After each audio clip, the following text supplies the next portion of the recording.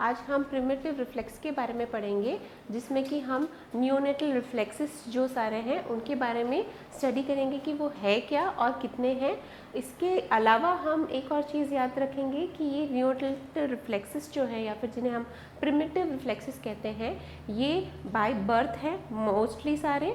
कुछ एक हैं जो कि कुछ एक दिनों के बाद में डेवलप होते हैं, तो वो होते हैं जो इनिशियली बाय बर्थ डेवलप होंगे, या फिर कुछ एक वीक्स हैं जेस्टेशनल एज के जहाँ से ये डेवलप होंगे। कुछ एक हैं जो कि उसके बाद में डेवलप होंगे। नियोनेटल रिफ्लेक्सेस या फिर प्रिमिटिव रिफ्लेक्सेस ये एक प्रोटेक्टिव रिफ्लेक्सेस हैं, या फिर जैसे कहते हैं ना कि हमारे survival of the fittest, survival के लिए ये रिफ्लेक्सेस हमारे जो जेनेटिक्स है उसमें प्रेजेंट है। तो ये सारे जो रिफ्लेक्सेस हैं ये कौन से हैं, ये आज हम स्टडी करेंगे।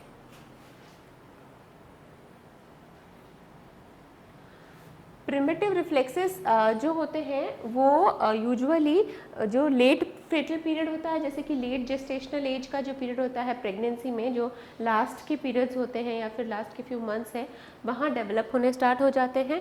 मोस्ट ऑफ दी, जैसे कि हमने बोला, most of the reflexes by birth present होते हैं, जैसे कि रूटिंग या फिर सकिंग रिफ्लेक्स आप मान सकते हो। कुछ एक रिफ्लेक्सेस होते हैं जो कि बाद में डेवलप होते हैं।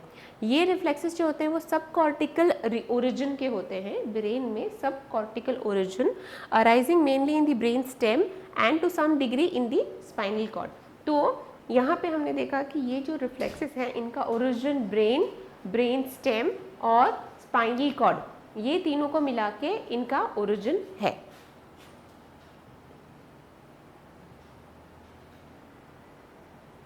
मेजॉरिटी रिफ्लेक्सेस जो होते हैं वो डिसअपियर हो जाते हैं इनिशियल एज, मतलब 6 to 12 मंथ्स का जो एज है उसमें मेजॉरिटी सारे रिफ्लेक्सेस डिसअपियर हो जाते हैं। कुछ एक रिफ्लेक्सेस हैं जो कि ज़रूरी हैं या फिर अपने सर्वाइवल के लिए ज़रूरी है, वो रह जाते हैं।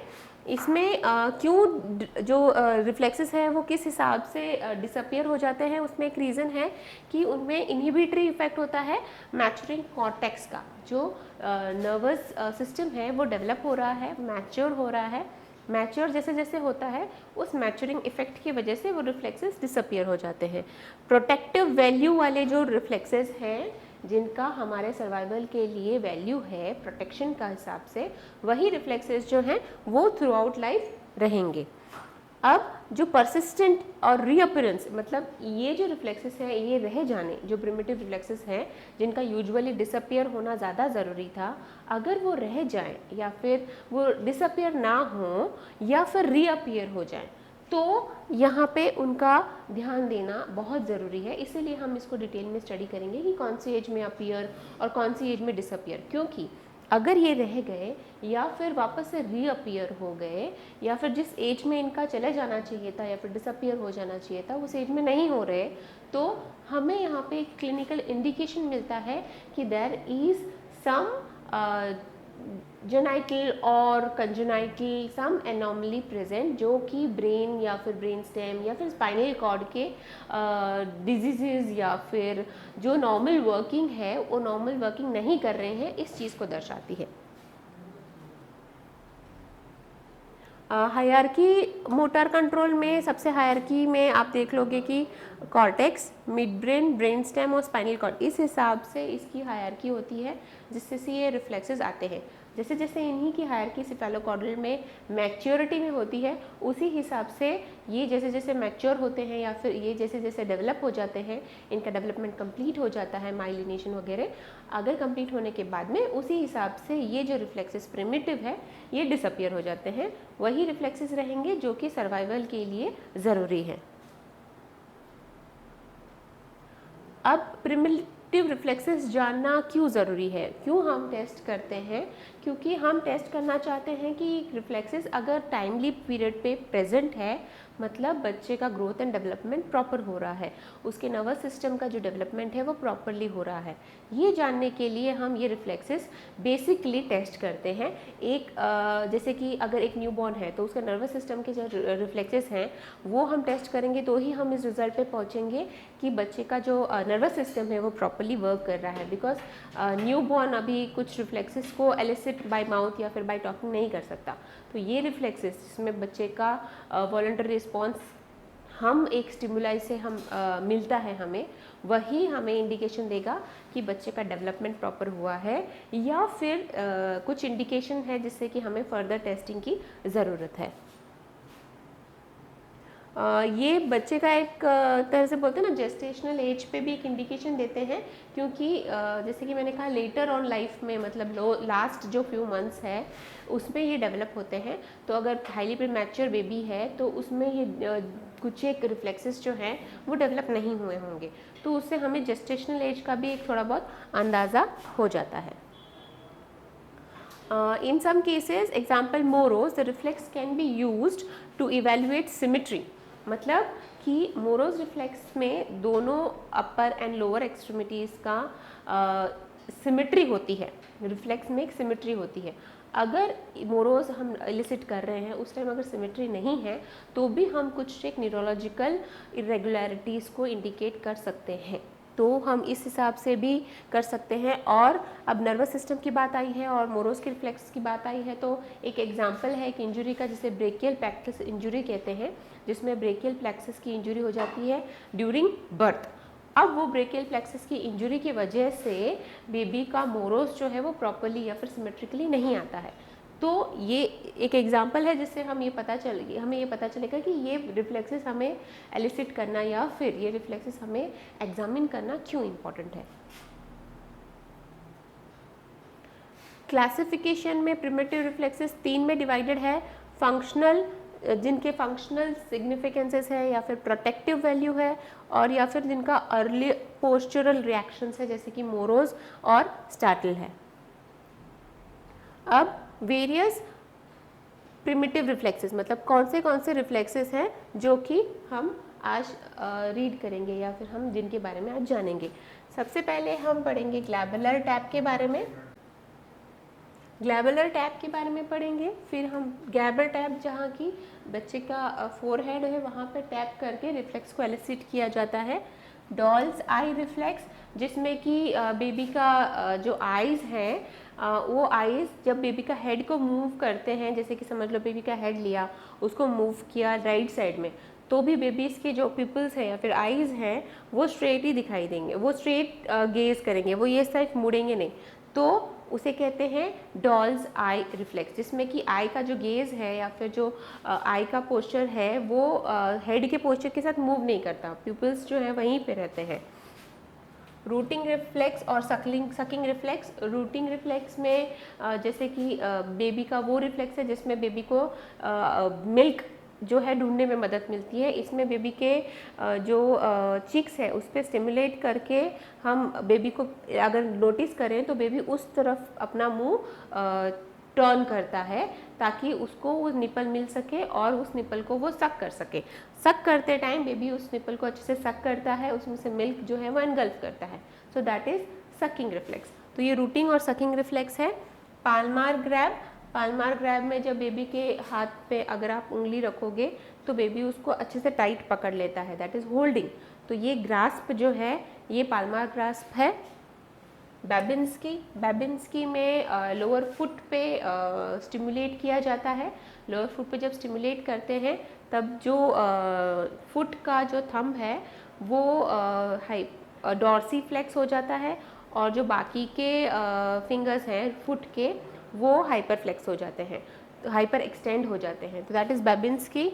प्लांटार ग्रैब में जैसे कि हम ने पाल्मार ग्रास्प पे देखा, उसी तरह अगर प्लांटार मतलब फुट पे भी अगर उंगली का स्टिमुलेशन किया जाए तो वो भी उसको पकड़ने की कुछ हद तक कोशिश करता है, not as strong as this grasp, but फिर भी ऐसे ग्रास्प की तरह एक रिफ्लेक्स आता है। विड्रॉल, विड्रॉल जिसे स्टार्टल भी कह सकते हैं, उसमें क्या रहता है कि बेबी को जब अगर उसको कुछ खतरा है या फिर उसको अचानक से स्टिमुलेट किया गया किसी हाई नॉइज से या फिर उसको अगर टैप किया गया तो बेबी अपनी तरफ फ्लेक्स होता है। सो बेबी प्रोटेक्टिव रिफ्लेक्स है ये कि अपनी तरफ हर चीज़ को फ्लेक्स करना। क्रॉस्ड एक्सटेंसर रिफ्लेक्स देखेंगे जिसमें एक्सटेंसर्स क्रॉस होंगे। ऑटोमेटिक वॉकिंग जिसको स्टेपिंग साइंस भी कहेंगे, इसमें क्या होगा कि अगर बेबी को आप खड़े रखोगे तो बेबी अपने आप चलने के हिसाब से अपने पैर को एक के आगे एक के आगे एक रखेगा, that is with support stepping reflex आता है, ये भी न्यूनेट्स में आता है, ठीक है। ATNR के बारे में पढ़ेंगे, जिसमें कि बेबी का अगर आप एक साइड में उसका जो फेस है वो अगर एक साइड में कर दो तो वो जिस साइड में उसका फेस रहेगा उस साइड का लिम्स अपर और लोअर एक्सटेंड हो जाएंगे और अपोजिट साइड वाले फ्लेक्स होंगे। गैलेंट रिफ्लेक्स, मोरोज, जैसे कि हमने देखा मोरोज में जैसे कि बेबी को अगर अचानक से नीचे की तरफ मूवमेंट किया जाए तो बेबी अपने सारे लिम्स को अपने तरफ ये करेगा, फ्लेक्स करेगा, ठीक है। स्टार्टल रिफ्लेक्स जैसे कि हमने डिस्कस किया था कि बेबी को अगर कोई भी स्ट्रॉन्ग नॉइज़ आए या फिर अचानक से कुछ मोशन आए तो बेबी अपने हिसाब से वो विड्रॉल पोजीशन में जाएगा। लैंडाउ रिफ्लेक्स और पैराशूट रिफ्लेक्स, लैंडाउ रिफ्लेक्स और पैराशूट रिफ्लेक्स जो होते हैं ये बेसिकली ज़्यादा डिफरेंस नहीं है। पैराशूट रिफ्लेक्स में तो बेबी को जब डाउनवर्ड डॉट इस तरह से जब बेबी का फेस जो है नीचे की तरफ रहेगा और उसको अगर बेबी को नीचे की तरफ मोशन करोगे तो बेबी अपने हाथों का ऐसे पैराशूट जैसा बनाता है। सो लैंडिंग में जैसे पैराशूट लैंड करता है ना, उस हिसाब से एबडक्ट करके, तो दैट इज़ पैराशूट। लैंडाउ में ऑपोजिट रहता है, जब बेबी को आप फेस अपवर्ड नहीं करते हो उस हिसाब से पीछे लैंडिंग के हिसाब से, तो लैंडिंग के हिसाब से अपने आप को विड्रॉल में ले जाएगा, दैट इज़ लैंडाउ रिफ्लेक्स। अब एक एक रिफ्लेक्सेस को हम थोड़ा सा एग्जाम्पल से या फिर पिक्टोरियल रिप्रेजेंटेशन से अच्छे से हम समझने की कोशिश करेंगे। तो सबसे पहले होगा ग्लैबुलर टैप। ग्लैबुलर टैप जैसे कि आप यहाँ पे पिक्चर में देख सकते हो कि ये बेबी का फोरहेड है, ठीक है। अगर फोरहेड पे टैप करोगे तो बेबी ब्लिंक करेगा, ठीक है। तो ग्लैबुलर टैप में क्या होता है कि बेबी का ग्लैबुला मतलब कि फोरहेड पे अगर टैप किया जाए एग्जामिनर के थ्रू तो बेबी आईज ब्लिंक करता है, सो दैट इज ग्लैबुलर, ठीक है। It is just about the nose का रूट, ठीक। अब it appears eight 32 weeks of gestation. 32 weeks of gestation मतलब अगर बच्चा इससे ज़्यादा प्रीमैच्योर है तो ये रिफ्लेक्स बेबी में प्रेजेंट नहीं होगा।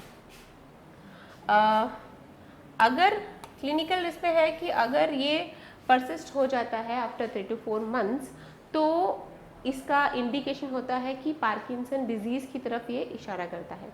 तो अगर परसिस्टेंस है दिस रिफ्लेक्स का तो क्लिनिकल इसका इम्प्लीकेशन है कि पार्किंसन डिजीज़ को हमें नोट डाउन करना होगा कि इसका अगर इस रिफ्लेक्स का जो अपीयरेंस डिसअपीयरेंस का जो एज है, अगर डिसअपीयरेंस 3 to 4 मंथ्स में नहीं हो रहा है तो हमें पार्किंसन डिजीज़ ये इसमें इवैल्यूएट करना पड़ेगा इस पेशेंट में।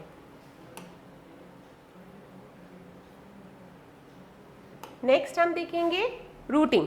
रूटिंग जैसे कि हमने डिस्कस किया कि बेबी के चिक्स पे नियर द लिप्स के बाजू में अगर बेबी के चिक्स पे एक हैंड से या फिर कोई उंगली से स्टिमुलेट किया जाए तो बेबी अपना फेस उस तरफ मोड़ता है।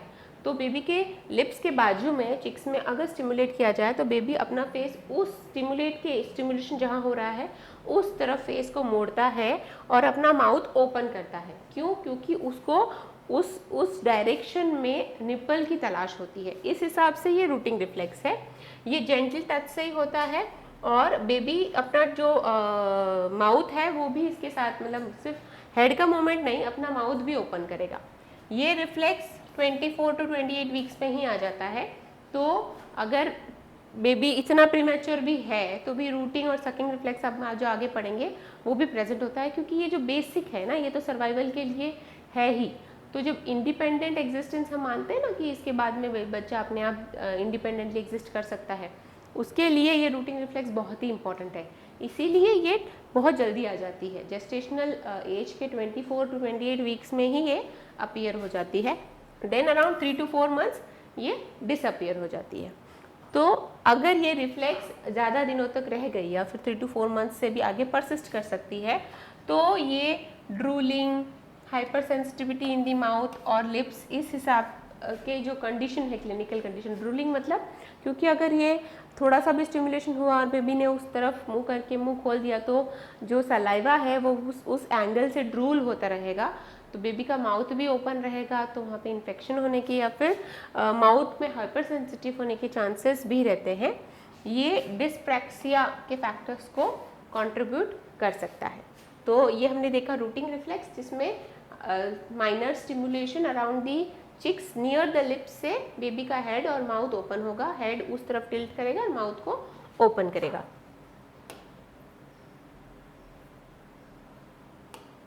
नेक्स्ट हम देखेंगे सकिंग रिफ्लेक्स। सकिंग रिफ्लेक्स ये जो रूटिंग रिफ्लेक्स है उसका नेक्स्ट स्टेप है। इसमें बेबी के माउथ में अगर कोई ऑब्जेक्ट दे जैसे कि निप्पल, तो बेबी उसको सक करने लगेगा। तो निप्पल ही नहीं, अगर बेबी के माउथ में आप अपनी फिंगर भी दोगे तो बेबी फिंगर को भी सक करने लगेगा। That is a reflex. Baby को आपको बोलने की ज़रूरत नहीं है कि ये लो बॉटल का निप्पल मुंह में है, अब इसमें दूध है, अभी आप इसको पी लो, ये बोलने की ज़रूरत नहीं है। This is a reflex. जैसे ही बेबी के माउथ में कुछ इस तरह की सर्कुलर ऑब्जेक्ट जाएगा, जैसे कि कोई फिंगर है या फिर निप्पल है या फिर बॉटल का टीथ है, तो बेबी उसको सक करने लगेगा। That is a primitive reflex, क्योंकि उसको सर्वाइवल के लिए उसी एरिया से, उसी मूवमेंट से, उसी जेस्चर से फूड मिलने वाला है। बेबी कोई सॉलिड तो एनगल्फ करने वाला नहीं है। तो ये जो जेस्चर है that is the most primitive one. इसका स्टिमुलस एलिसिट सकिंग रिफ्लेक्स, इसका ये जो एलिसिट होता है माउथ में, ये सकिंग रिफ्लेक्स आपको स्वॉलोइंग रिफ्लेक्स के साथ साथ समझ में आएगा, क्योंकि सक करेगा एंड देन बेबी स्वॉलो करेगा उसको। अगर ये रिफ्लेक्स ज़्यादा दिनों तक रह गया, premature babies often have a weak suck reflex and subsequent need to tube feeding. तो इसमें है कि अगर प्रीमैच्योर है बेबी तो सकिंग रिफ्लेक्स पुअर हो सकता है, परसिस्टेंट नहीं रहता। देखो सक तो हम वॉलंटरली करते ही हैं, अभी भी कर सकते हैं, बट ये रिफ्लेक्स के तौर पे नहीं रहता। It is not more than 6 months. तो रिफ्लेक्स के तौर पे नहीं रहेगा ये। उसके बाद में क्या होगा, ये वॉलंटरी होगा। बच्चे को जब सक करना होगा वो तभी सक करेगा, अदरवाइज ये रिफ्लेक्स के जैसा नहीं होगा।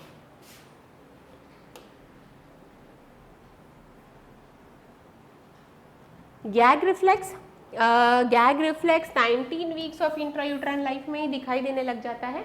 गैग रिफ्लेक्स डिसअपियर नहीं होता है। गैग रिफ्लेक्स जैसे आप जानते हो आप में भी है।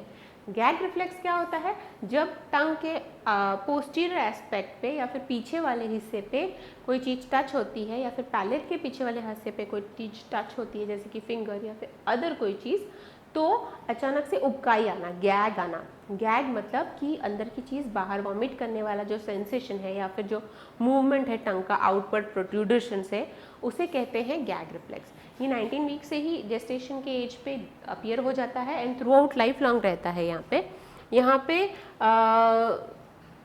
बैक ऑफ द थ्रोट का कॉन्ट्रैक्शन होता है, तो जो गैग रिफ्लेक्स है इसमें थ्रोट के कॉन्ट्रैक्शन की वजह से वो रिफ्लेक्स आता है। तो ये गैग रिफ्लेक्स है, ये थ्रू आउट लाइफ रहता है। इसे फेरेंजियल रिफ्लेक्स भी कहते हैं।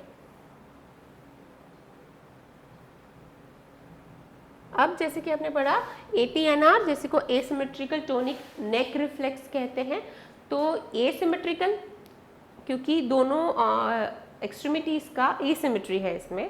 टोनिक नेक रिफ्लेक्स क्योंकि नेक को अगर आप बेबी को नेक को अगर एक साइड में मूव करोगे, समझ लो अगर बेबी का नेक आपने लेफ्ट साइड में मूव किया है तो बेबी का उस साइड का जो लिम्ब है या फिर अपर और लोअर एक्सट्रीमिटीज़ है, उस साइड का जो लिम्ब है वो दूसरे साइड के लिम्ब से एसिमेट्री दिखाएगा। मतलब दोनों के जो मूवमेंट्स है वो सेम नहीं रहेंगे। जैसे कि हम अगर इसको एग्जांपल से देखें तो यहाँ पे आप देख सकते हो कि बेबी का जिस तरफ बेबी का फेस है उस तरफ का लिम्ब जो है वो एक्सटेंडेड पोजीशन में है, फ्लेक्स में नहीं है, और जो ऑपोजिट साइड का है वो फ्लेक्स्ड में है।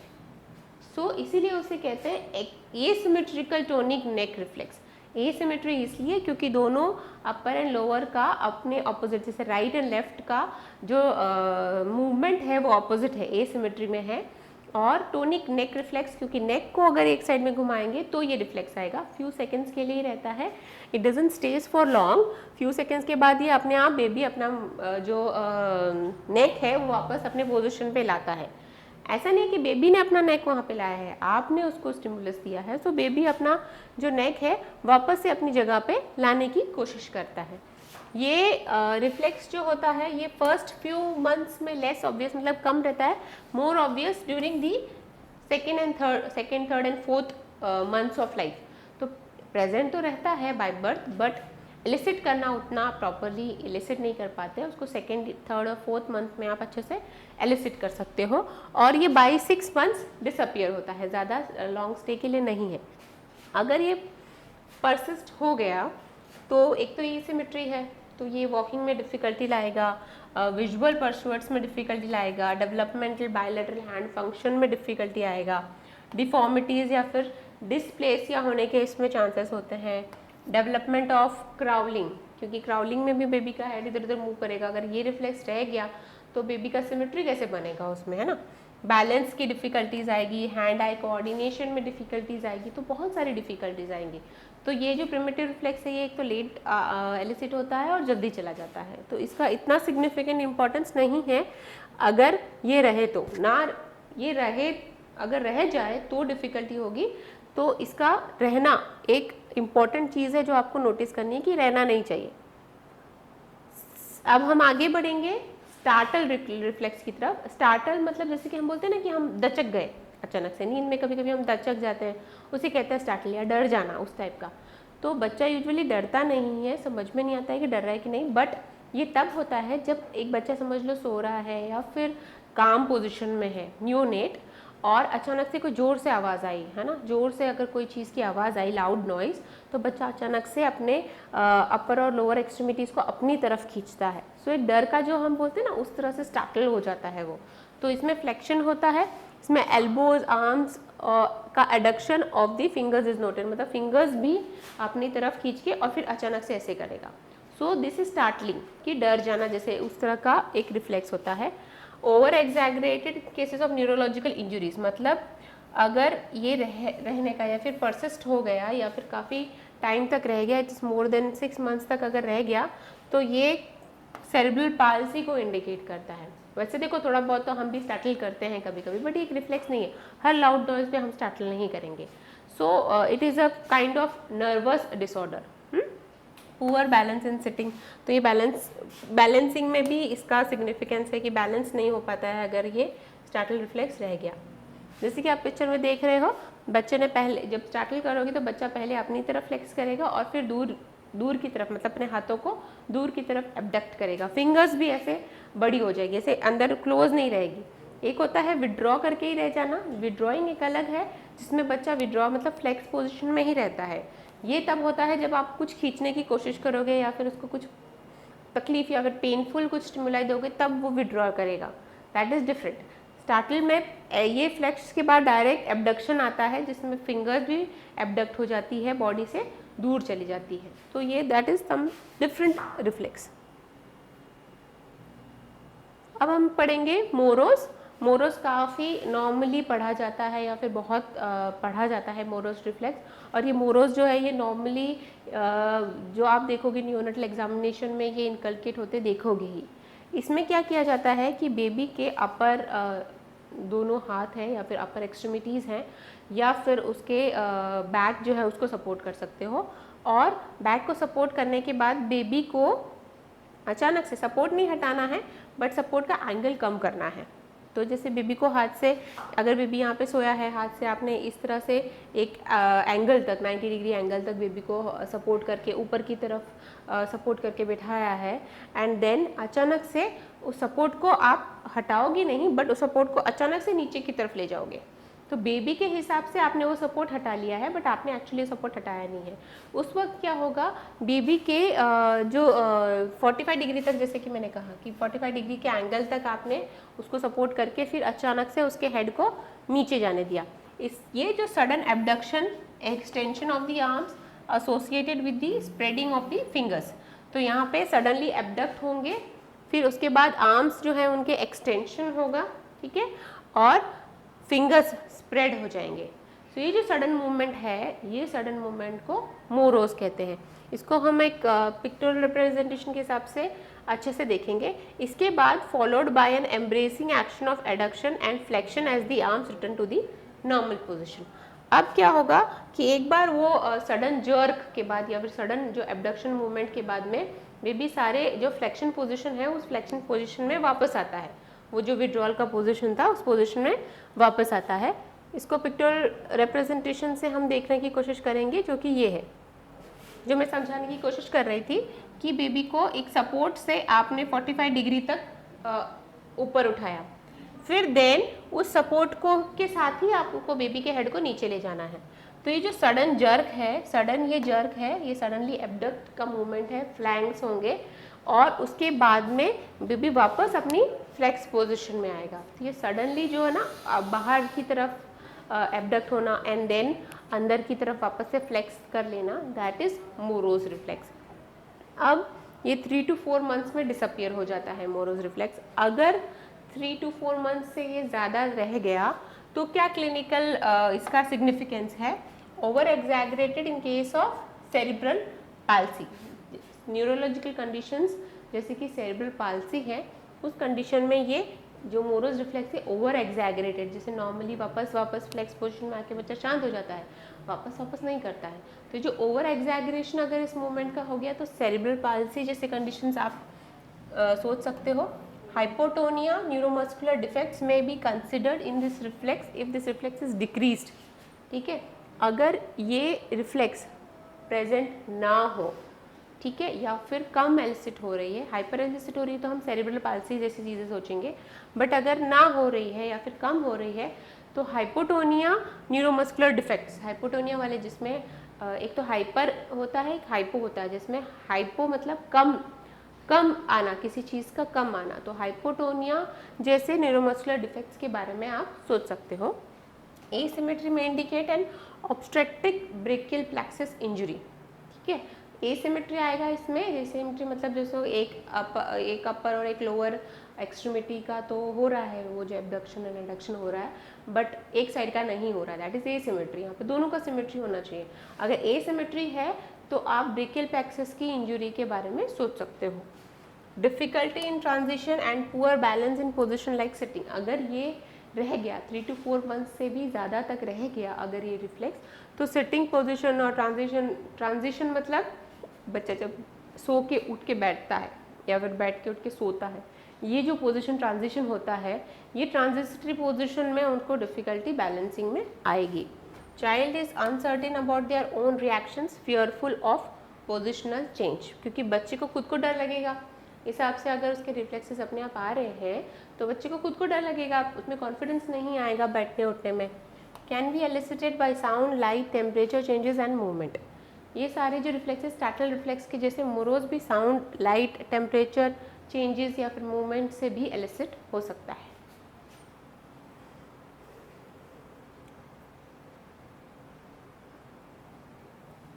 अब हम आगे बढ़ेंगे पाल्मार ग्रास्प की तरफ। पाल्मार ग्रास्प जैसे कि हमने पहले पढ़ा था कि बच्चे के अगर पाम पे या फिर हाथ में कोई भी आप ऑब्जेक्ट दोगे या फिर अपनी उंगली दोगे तो बच्चा उसको अच्छे से ग्रास्प करेगा, उसको अच्छे से होल्ड करेगा, टाइट होल्ड करेगा, that is palmar grasp. When a finger or other stimulus into the palm, मतलब कोई भी पाम में किसी भी तरह की स्टिमुलस दी जाए तो यहाँ पे स्टिमुलस की वजह से बच्चे अपने फिंगर्स को फ्लेक्स करेगा और फर्मली ग्रास्प करेगा उस चीज़ को।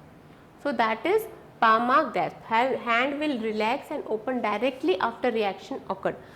तो ये जो ग्रास्प है ये integrated by 2 to 3 months of age, मतलब 2 से 3 महीने की उम्र में ये डिसअपियर होने लग जाते हैं। Pathological if tonic part of the reflex या फिर फ्लेक्शन परसिस्ट, अगर ये परसिस्ट होता है तो फिर हम इसे पैथोलॉजिकल मानते हैं। सिंपल है, पाम पे अगर कोई भी ऑब्जेक्ट दिया बेबी के तो उसको वो ग्रास्प करेगा, पाल्मार ग्रास्प।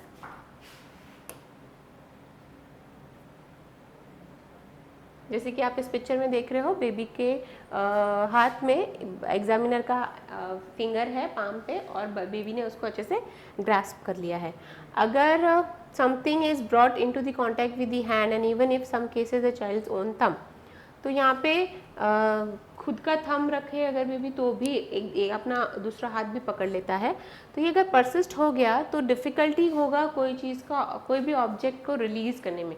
अब जैसे कि हमारे पाम पे कोई चीज़ आती है और हमें उसे नहीं पकड़ना है, जैसे कि कोई गर्म या ठंडी चीज़ है, बाय मिस्टेक पड़ गई तो हमें उसको नहीं पकड़ना है, तो हम नहीं पकड़ेंगे, उसको ग्रास्प करके नहीं रखेंगे। बट अगर ये रिफ्लेक्स परसिस्ट हो गया तो डिफ़िकल्टी होगी ना कोई भी चीज़ को हमें वॉलंटरली ग्रास्प करना या फिर वॉलंटरी उस चीज़ को छोड़ देने में, तो ये डिफ़िकल्टी होगी अगर ये परसिस्ट रह गया तो after more than 3 to 4 months.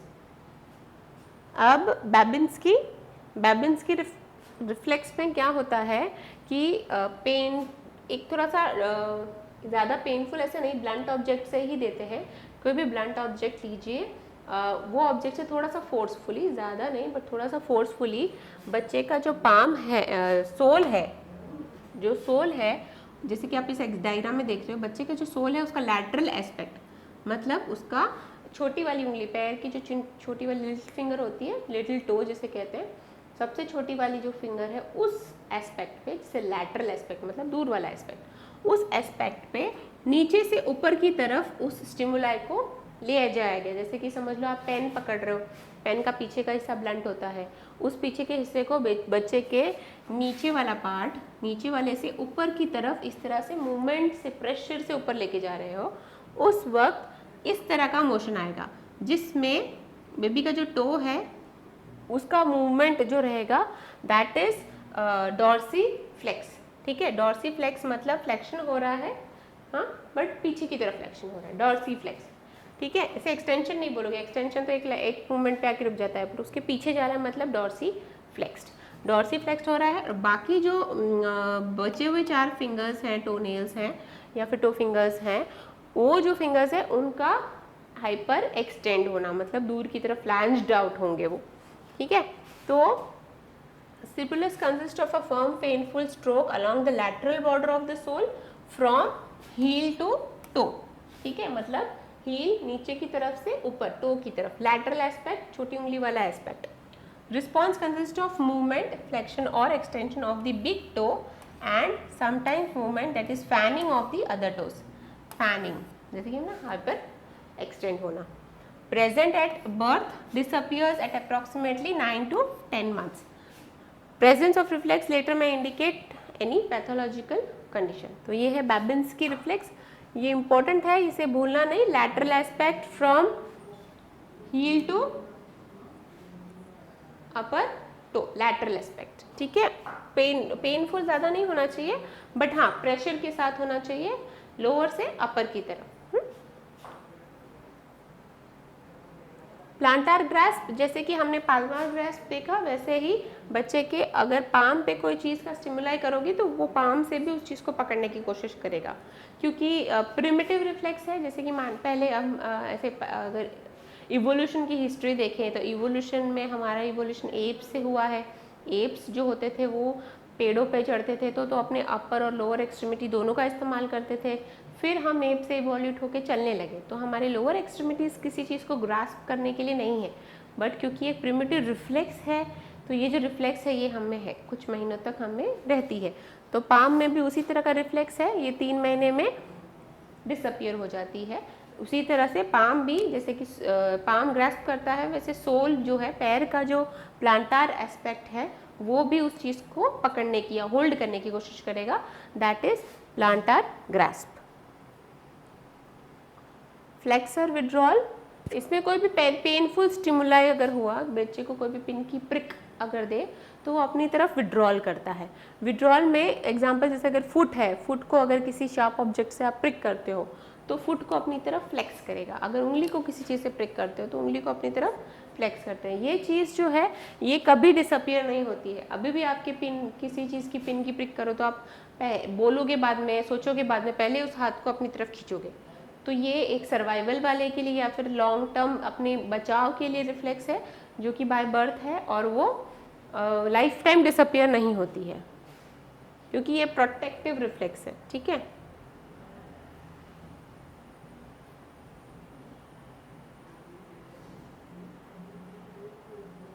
Crossed extender reflex, ये एक रिफ्लेक्स है, ज़्यादा पॉपुलर नहीं है, नॉर्मली पूछी नहीं जाती। इसमें होता है flexion of one leg may be accompanied by extension of the opposite leg. जैसे कि आप इस पिक्चर में देख रहे हो कि अगर एक लेग का फ्लेक्शन हो रहा है, ठीक है, तो ऑपोजिट लेग अपने आप एक्सटेंड होगा टू बैलेंस। ठीक है, तो आप एक पैर को अगर फ्लेक्स कर रहे हो, अगर ऊपर की तरफ उठा रहे हो, तो दूसरा पैर अपने आप ही एकदम स्ट्रेट हो जाएगा बैलेंस पोजीशन में, that is crossed extensor reflex. ये प्रिवेंट होता है फॉल, ये भी लाइफ लॉन्ग रहता है। ये क्लिनिकल इम्प्लीकेशन है, ओवर रिएक्टिव होता है सम केसेस में, जिसमें सेरेब्रल पाल्सी होते हैं, ओवर रिएक्ट। उसमें when the one leg is in the swing through phase of gait, the weight bearing leg extensor tone increases, making balance very difficult। इसमें extensors में क्या रहता है, या फिर सेरेब्रल पाल्सी जैसी कंडीशन में क्या रहता है कि जब फ्लेक्शन होगा दूसरे फुट का एक्सटेंशन जो है वो इतना हाइपर एक्सटेंड हो जाता है कि बैलेंस तो छोड़ो, खड़े रहना भी पॉसिबल नहीं होता है, तो वो इतना ज़्यादा एक्सटेंड हो जाता है, हाइपर। तो ये हाइपर जो एक्टिविटी है that indicates any neurological difficulty such as cerebral palsy. Positive support reflex, ये एक रिफ्लेक्स है, ये भी इतना पॉपुलर नहीं है बट जानना ज़रूरी है। इसमें क्या होगा कि कोई भी when elicit when placing weight on the sole of the foot और pressure given against the sole of the foot resulting in extension of the legs. इसका मतलब ये है कि बेबी को, जैसे कि आप इस पिक्चर में देख रहे हो, बेबी को एग्जामिनर ने अपने थाइस की सपोर्ट लेके खड़ा किया है। तो जब किसी बेबी को थाइस का सपोर्ट या किसी और हार्ड ऑब्जेक्ट के सपोर्ट लेके खड़ा करोगे तो वो अपने दोनों फुट को एक्सटेंड कर लेगा ताकि वो सपोर्ट कर सके, बैलेंस कर सके। ठीक है, ढीला छोड़ोगे तो वो चलने लगेगा, जो हम आगे देखेंगे, दैट इज़ वॉकिंग रिफ्लेक्स जो हम आगे देखेंगे, या फिर स्टेपिंग रिफ्लेक्स। बट अगर उसको ढीला नहीं छोड़ोगे, उसके पैरों पे वेट दोगे तो वो अपने दोनों पैरों को एक्सटेंड करके अपना वेट को उस पैरों पे रखने की कोशिश करेगा, एक्सटेंड कर लेगा दोनों पैरों को, that is positive support reflex. Spinal Galant reflex, ये इम्पॉर्टेंट रिफ्लेक्स है। Reflex emerges at 20 weeks. ठीक है, 20 वीक्स ऑफ जेस्टेशन से ये रिफ्लेक्स जो है वो एलिसिट होने लग जाती है। 3 to 9 मंथ्स के बीच में कभी भी ये डिसअपियर हो सकती है। Suggest that the reflex aids the birth process. ठीक है, elicited by holding the baby in ventral suspension, pull your finger down the lateral side of the back muscles unilaterally, the spine and torso curve towards the side where the fingers are। थोड़ा सा difficult है समझने में भी। इसमें क्या होता है कि बच्चे को अगर आप उल्टा लेटाओ तो उसके स्पाइन के लैटरल एस्पेक्ट से अगर आप ऊपर, इसमें अगर स्पाइन की तरफ ऊपर या नीचे दोनों तरफ, या पहले नीचे से ऊपर या फिर ऊपर से नीचे, इस तरह से रिफ्लेक्स दोगे आप या फिर स्टिमुलाई दोगे तो जिस साइड पे लैटरल एस्पेक्ट, मतलब अगर राइट साइड पे अगर ये दे रहे हो तो बच्चे का राइट साइड का हैंड और राइट साइड का लोअर एक्सट्रीमिटी फ्लेक्स करेगा। जैसे कि एक हम पिक्टोरियल रिप्रेजेंटेशन को इस अच्छी तरह समझने का इसका हेल्प लेंगे। जैसे कि ये पिक्चर है, समझ लो। ठीक है, इसमें क्या किया, देखो बच्चे को डॉर्सली लिटाया गया है और ये स्पाइन है बीच वाली। ठीक है, स्पाइन के लैटरल एस्पेक्ट मतलब एक साइड में बच्चे को स्टिमुलाई दे रहे हैं। ठीक है, तो स्टिमुलाई में आप ऊपर से नीचे भी दे सकते हो, नीचे से ऊपर का स्टिमुलाई भी दे सकते हो। तो जिस हिस्से पे स्टिमुलाई दे रहे हो, फिर जिस साइड में दे रहे हो, राइट या लेफ्ट, उस साइड का लिम्ब अपर और लोअर दोनों ही फ्लेक्स होंगे। ठीक है, दैट इज गैलेंट रिफ्लेक्स। ये इसमें जो ऑपोजिट साइड है वो एक्सटेंड रहेंगे और जिस साइड में है उस तरफ से बच्चा कर्व होने का, कर्व होने के साथ आप देखोगे उसके स्पाइन भी कर्व हो रही है, लैडोसिस हो रहा है तो स्पाइन भी कर्व हो जाएगी। तो ये गैलेंट रिफ्लेक्स इसलिए इंपॉर्टेंट है कि थोड़ा सा भूल जाते हैं ये गैलेंट क्या होता है। गैलेंट में सिंपल है कि स्पाइन के लैटरल एस्पेक्ट पे स्टिमुलाई दिया जाता है, जिस हिस्से पे स्टिमुलाई दिया है डॉर्सल साइड, उस हिस्से पे बच्चा टर्न हो जाता है, कर्वेचर ले लेता है और उस साइड का अपर और लोअर एक्सट्रीमिटी दोनों ही फ्लेक्स हो जाता है। Absence of this reflex can be valuable in determining sensory loss in cases of myelomeniingocele। तो ये जो केस है मायोमेनिंगोसील जो बोलते हैं ना, माइलोमेनिंगोसील, इस तरह की कंडीशंस जो होती है वो उस केसेस में इसका जो होता है डिटर्मिनेशन, ये इम्पॉर्टेंट माना गया है। Presence of this reflex can affect the child's ability to sit, poor posture, that is scoliosis। अगर ये ज़्यादा दिनों तक रह गया, मोर देन 9 मंथ्स जो मैक्सिमम इसका लिमिट माना गया है, तो बच्चे को बैठने में डिफ़िकल्टी आ सकती है क्योंकि एक साइड टिल्ट हो, क्योंकि स्टिमुलाई तो होता ही रहता है बैक पे, तो एक साइड में टिल्ट होना, ये रिफ्लेक्स उस पोस्चर के लिए बच्चे के लिए ठीक नहीं है। स्टेपिंग रिफ्लेक्स, जैसे कि ऑटोमेटिक वॉकिंग रिफ्लेक्स भी कहते हैं, इस रिफ्लेक्स में बच्चे को अगर आप लूजली होल्ड करो अपर बॉडी पार्ट को और उसको मूवमेंट करने के लिए उस तरह से उसको होल्ड करो और उसके जो पैर हैं उसको किसी सॉलिड ऑब्जेक्ट पे टच करो, तो बच्चा अपने आप एक के आगे एक पैर रखा है, जैसे कि बच्चा चलना चाहता। ठीक है, तो ये प्रिमिटिव रिफ्लेक्स है, ये चलना नहीं चाह रहा। ऐसा नहीं है कि आप छोड़ दोगे तो बच्चा चलने लगेगा, ऐसा नहीं है। ये रिफ्लेक्सिव है कि एक के बाद एक पैर रखना, ये एक प्रिमिटिव रिफ्लेक्स है जो कि आता है। जैसे कि ये एग्जाम्पल से आप देख सकते हो, ये बर्थ से प्रेजेंट रहता है। बच्चे का सोल जो है, आपने अगर थोड़ा सा भी किसी लोअर हार्ड सरफेस पे टच किया तो बच्चा दूसरा पैर उठा लेगा चलने के जैसा। ये 4 to 6 weeks around, maximum 2 months के अराउंड डिसअपियर हो जाता है। पैराशूट रिफ्लेक्स, ये एक इम्पॉर्टेंट रिफ्लेक्स है। ये इसीलिए इम्पॉर्टेंट है क्योंकि ये एग्जाम में आया हुआ है आपके। इसमें एक इम्पॉर्टेंट, सबसे इम्पॉर्टेंट चीज़ जो है वो है कि ये 6 months पे अपीयर होता है, ठीक है। तो ये 6 महीने में अपीयर होगा, इसीलिए ये एक थोड़ा सा अलग है ना, बाकी बाय बर्थ है, ये 6 months पे अपीयर होता है। बाकी इसका भी कभी भी डिसअपीयरेंस नहीं होता है, ये आपके लाइफ लॉन्ग रहेगा। इसमें बच्चे का फेस डाउनवर्ड पोजीशन में रखना है और बच्चे को ऊपर से नीचे की तरफ मूवमेंट करवाना है, ठीक है, सपोर्ट का। तो नीचे जाते टाइम बच्चे अपना जो एक्सट्रीमिटीज़ है उसको इस तरह से फ्लैंग आउट करेगा जैसे कि एक पैराशूट हो। इसको कहते हैं extension of the arms should occur to protect the head, ठीक है। तो एक्सटेंशन इस तरह से होगा कि वो हेड को प्रोटेक्ट कर रहा है। ये प्रोटेक्टिव रिफ्लेक्स है जो कि 6 months पे आता है और ये कभी डिसअपियर नहीं होता है।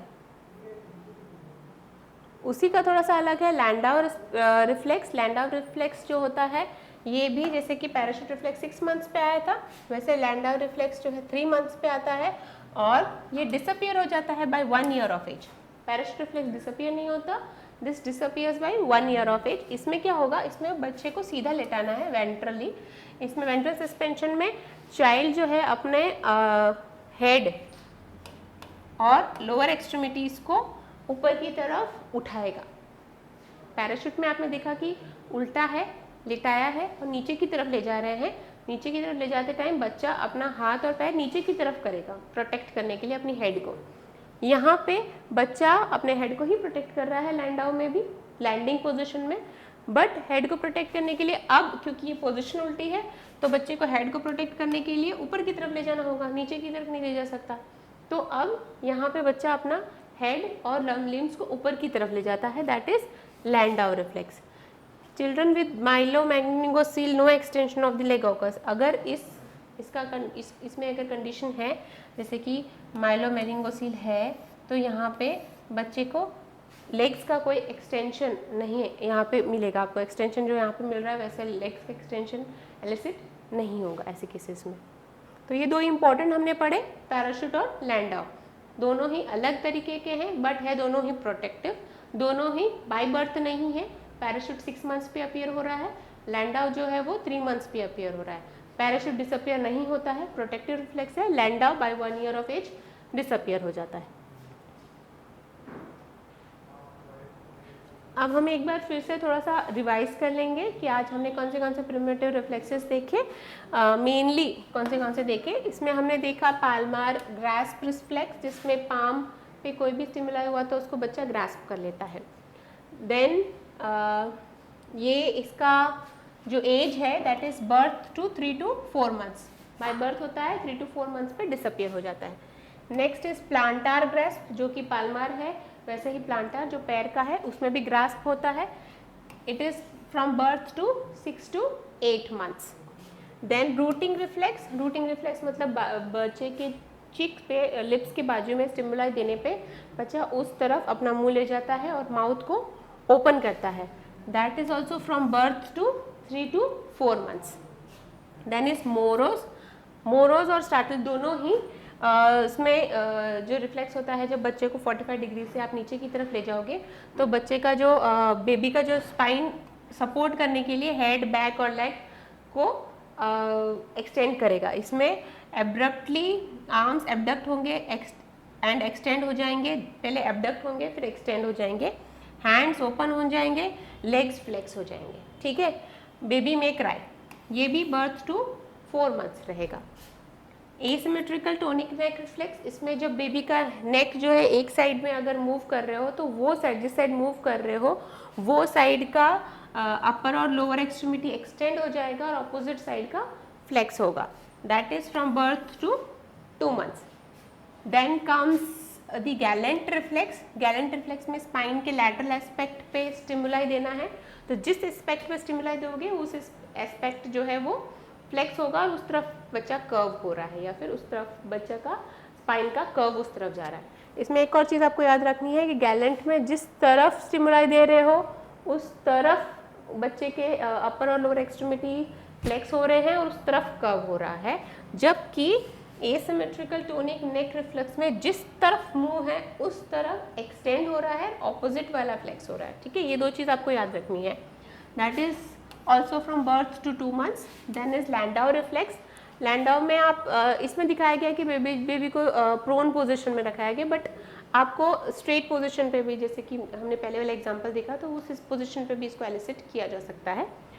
इसमें क्या होगा, बेबी का जो हेड है वो ऊपर की तरफ लिफ्ट होगा. लैंडाउ में लिफ्ट होगा तो वो प्रोटेक्टिव रिफ्लेक्स है, वो ऑकर होगा 3 months पे और 6 months पे डिसअपियर हो जाएगा. Parachute reflex. पैराशूट रिफ्लेक्स में प्रोन पोजीशन में है. प्रोन पोजीशन में नीचे की तरफ ले जाएगा तो दोनों अपर और लोअर एक्सट्रीमिटीज जो है वो लैंडिंग के हिसाब से एक्सटेंड होके नीचे की तरफ सपोर्ट देने को चाहेगी. That is it appears eight 8 to 9 months and then never disappears.